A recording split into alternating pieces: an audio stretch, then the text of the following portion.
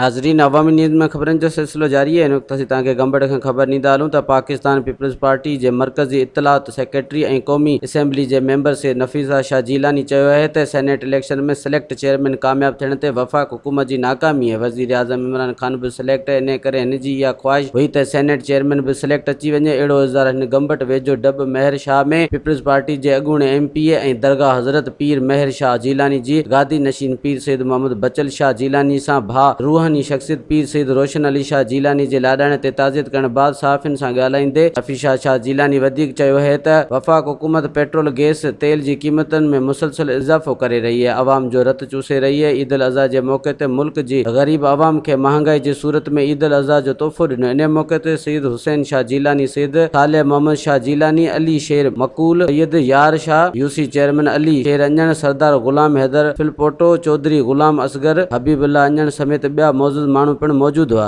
वधीक ख़बरनि ऐं तफ़सील लाइ विज़िट कयो अवामी news Facebook page, YouTube page ऐं अवामी न्यूज़ वेबसाइट।